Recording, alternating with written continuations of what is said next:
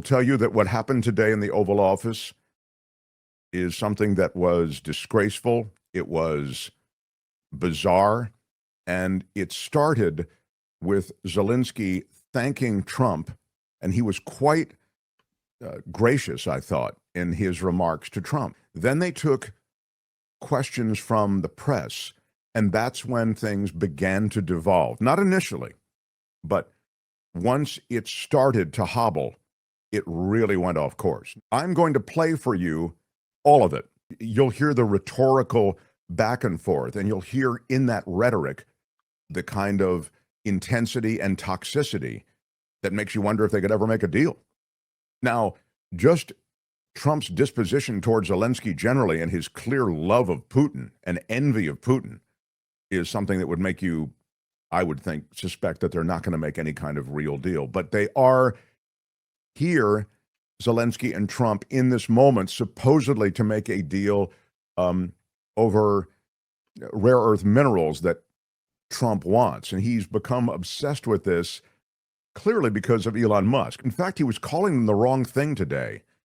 It was nervy enough to ask for the minerals. It's particularly despicable to see the president of the United States doing what was just noted here, sort of regurgitating Russian propaganda items. I hope Zelensky walks away knowing he is the better man, says Susan Roberts. Yeah, this walking away and just knowing you're the better person sometimes ain't enough. I mean, you've got an entire nation that's counting on some kind of deal to be made. So he needs this rapprochement with Trump. And at the same time, Trump is so dug in, and he's really representing a Putin-esque kind of position. He killed our people, and he didn't exchange prisoners. We signed the exchange of prisoners, but he didn't do it. What kind of diplomacy, JD, you are speaking about? What do you mean?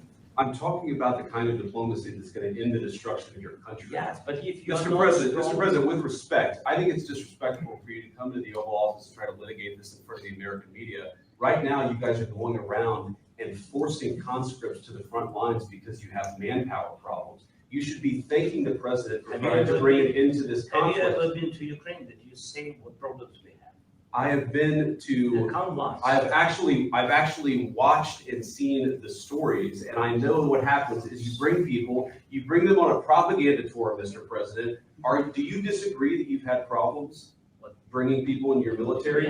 And do you think that it's respectful to come to the Oval Office of the United States of America and attack the administration that is trying to prevent the destruction of your country? A lot of questions. Let's start from the beginning. Sure. First of all, during the war, everybody has problems. Even you, but you have nice ocean and don't feel now, but you will feel it in the future. God bless. You don't know that. God bless. You don't God know bless. that. You will not have a war. Don't tell us what we're going to feel. We're trying to solve a problem. Don't tell us what we're going to feel. I'm not telling you. Because you're in no position to dictate that. That's exactly what Remember you're doing. You're in no position to dictate what we're going to feel. We're going to feel very good. We're going to feel very good and very strong. You're right now not in a very good position. You've allowed yourself to be in a very bad position, and he happens to be right about it. From the very beginning of the war. You're not in a good position. You don't have the cards right now. With us, you start having cards. But right now, you don't. Yeah, you're playing cards. You're playing cards. You're gambling with the lives of millions of people. You're gambling with World War III. You're gambling with World War III. And what you're doing is very disrespectful to the country, this country. That's back to you. Far more than a lot of people said they should have. Have you said thank you once this entire meeting? No, in this entire meeting, you said thank you.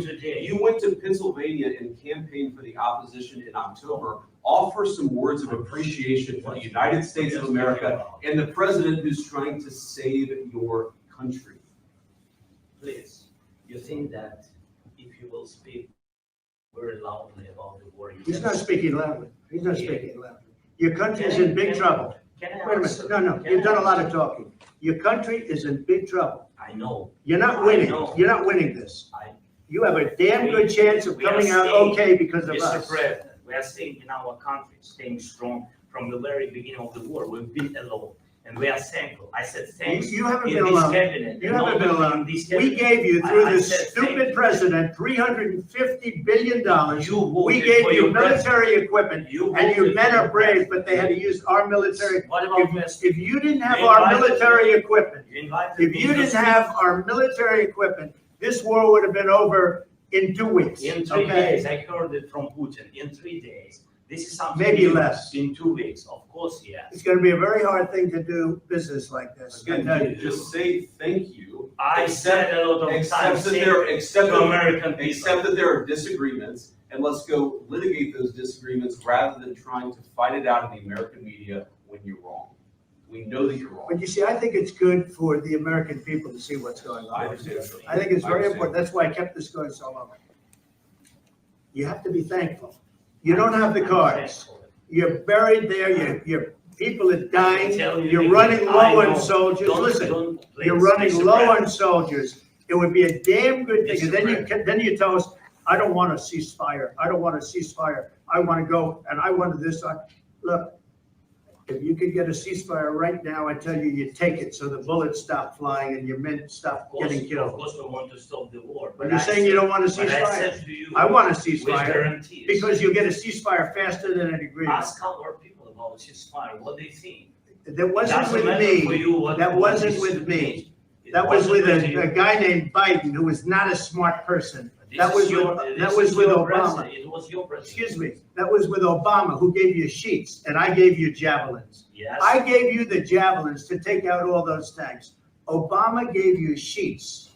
In fact, the statement is, Obama gave sheets and Trump gave javelins. You gotta be more thankful, because let me tell you, you don't have the cards. With us, you have the cards, but without us, you don't have any cards. Final question to Mr. Vice President. Yeah, I will tell you, and it will come as no surprise to you, that the Trump-Zelensky news conference canceled. The White House officials who dispatch information about when news conferences will be held and where they'll be held have just issued that statement. Ukrainians leaving the White House. The bullying of Zelensky in that meeting was just a peek at how you're basically seeing the United States side with Russia, and they're basically trying to off the victim of Russian aggression, in this case, Ukraine. But Zelensky has left the White House, and notably, he's left the White House without signing that mineral deal that was so advertised by Trump and the administration. I mean, it's hard to sign any kind of rare earth minerals deal after you've just endured the kind of beatdown that he did. Do you think that MAGA people, this is what they wanted as far as, well, we want a strong man in there. We want someone who shakes things up and who acts this way, you know, who throws his weight around like this. This is what we wanted. Or do you think most of America looks at this and is mortified? I think that MAGA Nation loves the smack talking of anybody. I just think they just love that aggro, masculine, toxic masculine kind of play. I mean, I'll also just mention that once Trump gets going, then the bullshit train gets going with it. Like, we spent $350 million, Biden gave you $350 million. That, just so you know, is a completely invented figure. We gave them $125 billion. That's not nothing, but most of that money, 70% of it, stayed in America. It went to defense contractors. Mm-hmm. It went to American defense manufacturers. So it's just sort of loathsome that he keeps serving up that $350 billion figure. But I think most loathsome, of course, was his public treatment of this guy. Absolutely. And so he leaves without a deal. And this was an exchange that I think reflects probably a future that's very much in doubt when it comes to Ukraine and America's support of Ukraine, in interaction with Ukraine, and involvement in this Ukrainian conflict. Trump is right about one thing. Ukraine does need American support. So it'll be interesting to see how this proceeds. I mean, it's a tragedy what's happening, and to see America fold to Russian aggression, to essentially extract, as far as I can see, no concessions from Putin, but to demand all of these concessions from Zelensky. And a lot of the concessions now, and I'm going to bring in John Rothmann in just a second, have to do with, I mean, let's assume that you give up some territory for peace or whatever. There still has to be a security agreement for the after peace process, meaning you have to have what would oftentimes be UN troops there. There won't be UN troops in this case, but I'm just giving it as an example.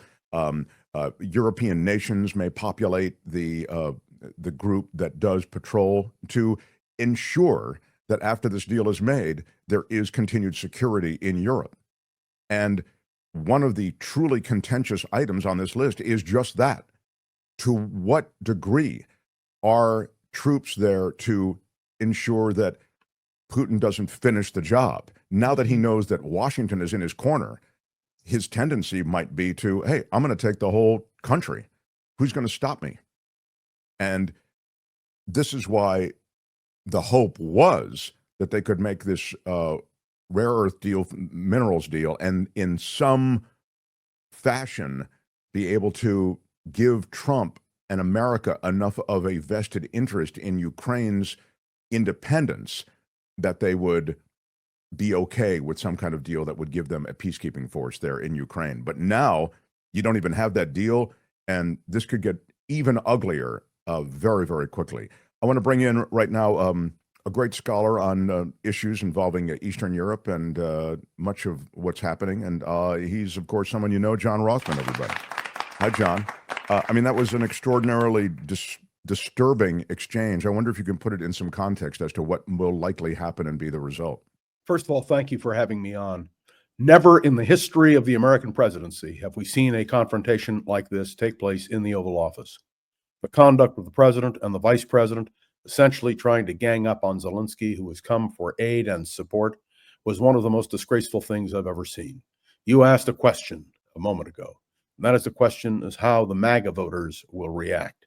I hope they saw, through the proper lens, this president essentially insulting the president of Ukraine. This is a disaster for American foreign policy. I'll be very interested as the day progresses in the reaction of the Europeans.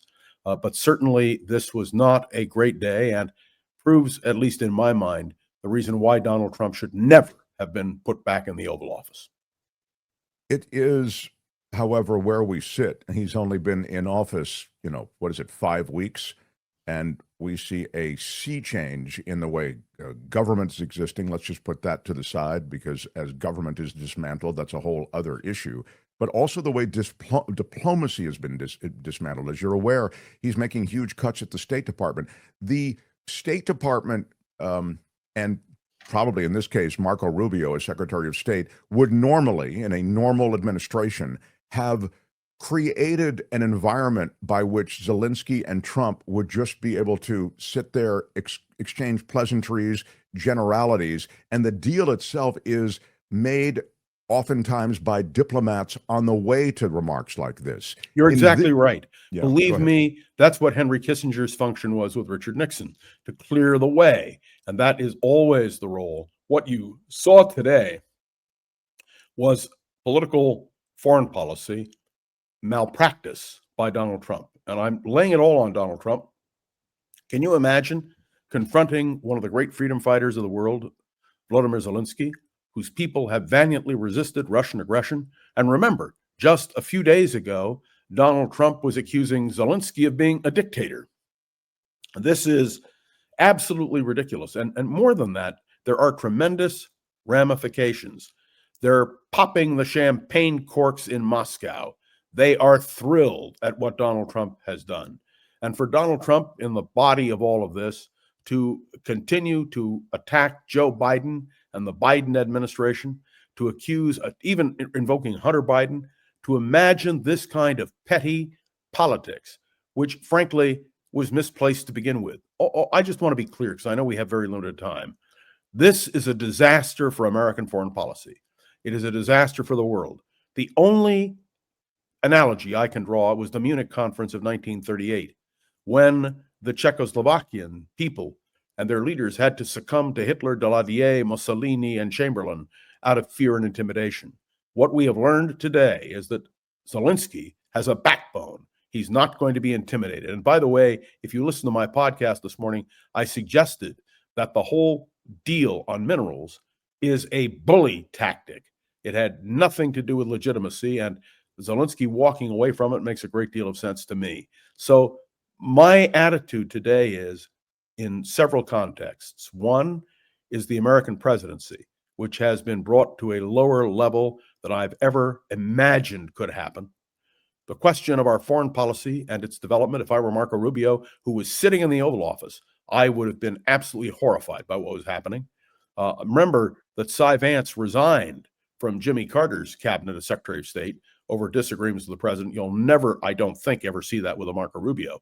And I want to say a word about Vice President Vance, who well, you and I have talked about the fact in the past that Vance always opposed aid to Ukraine, and he essentially was there to back up Donald Trump.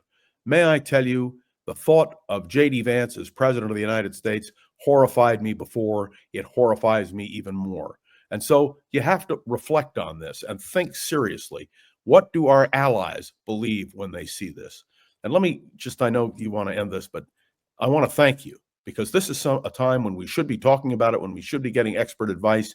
And everyone that I know, and I've had my phone ringing off the hook all morning, is saying the same thing. This was the most horrific display of incompetence on the part of an American president that we have seen in recent history. And that's the shame of it. The MAGA flex is something that is celebrated. So I think when you talk about MAGA, and the question was about how MAGA might react, in other words, the diehard Trump supporters, I think they actually might react to the flex. They love that smack talk. They love those moments. I think you actually put it in a good context when you talk about the fact that it's wildly destabilizing. You didn't use those words, but I mean, that is essentially what you're saying. And the future then becomes very much in doubt because, as you say, we have really become an ally of Russia. I mean, it's terrible. And I'm not concerned as much about MAGA as I am about the Republicans in the United States Senate. Are they going to react? And the Republicans in the House of Representatives, are they going to bow down to Donald Trump? Or are they going to stand up and say enough is enough? By the way, there's no restraint on a president. The president takes the oath of office. The president can do pretty much what a president wants.